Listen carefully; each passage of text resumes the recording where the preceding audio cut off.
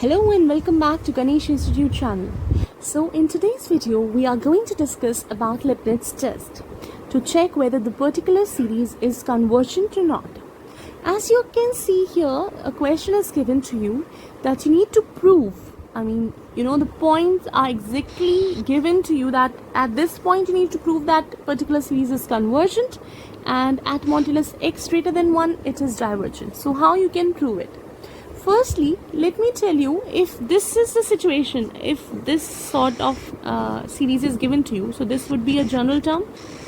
We are not thinking about any test as of now. Just write down what is given to you.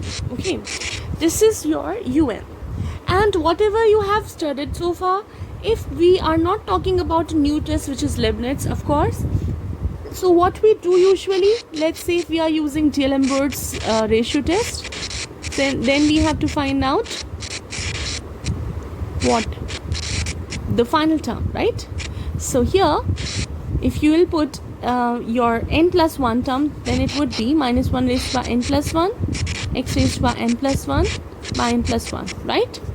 Now if you see here, what is given to you, usually you need to find out limit n tends to infinity un plus 1 by un for D'Alembert's ratio test, right? But because question is asking for the point modulus x, right? So let's take the absolute value of these two as well. So that means modulus. So you know the value of modulus is always positive. So let's not talk about this minus 1 raised to power anything.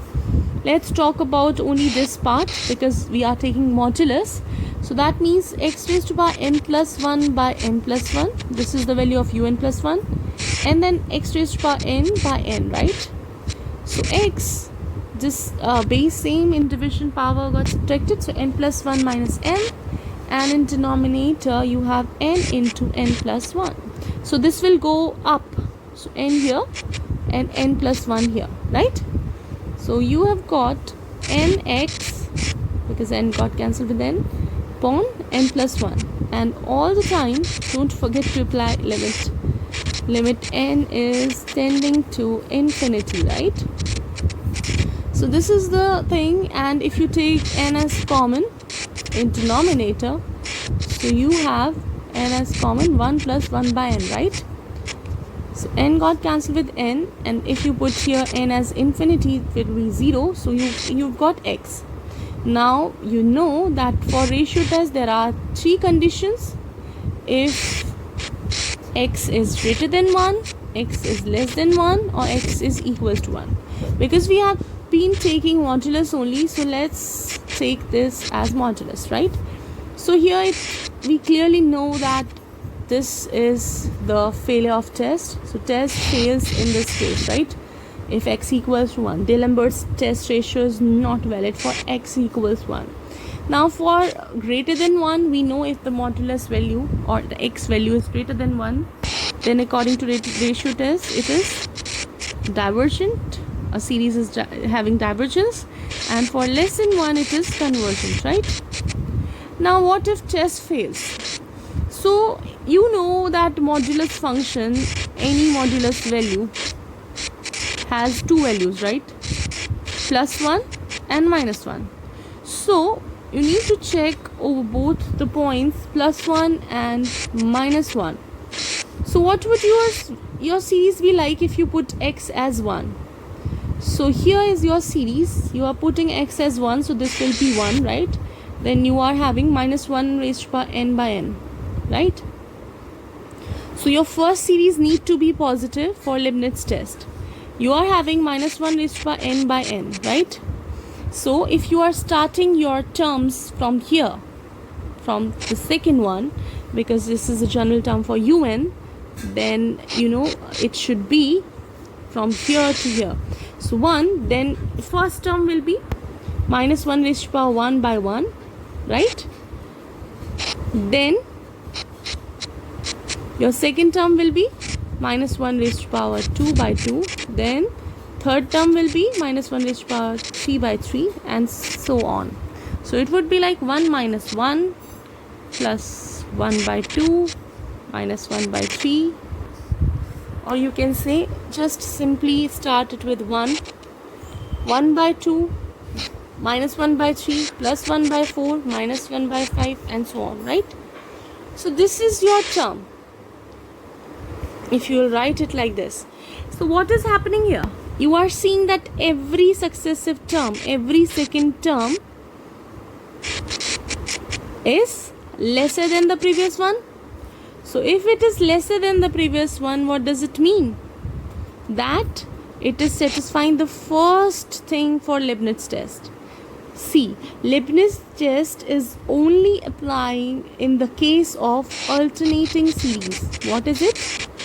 Alternating series, that means when you have a series sort of 1 minus 1 plus 1 minus 1 plus 1, you see that you have positive value, starting with positive value, and then it is just decreasing and it is changing its sign as well, right? Or you can say any sort of value which you can say that every succeeding term is less than the previous one. So, and second condition for Leibniz test is that limit n tends to infinity of general term should be 0.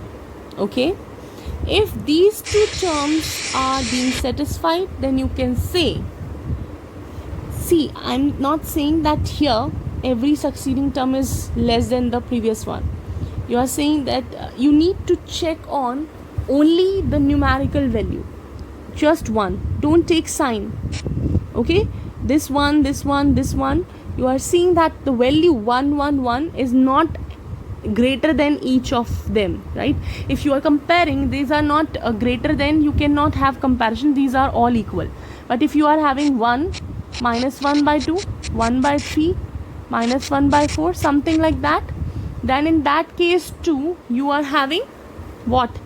Decreasing. You can see that 1 is having value of 1, this is 0.5, this is 0.3, so it is decreasing, right?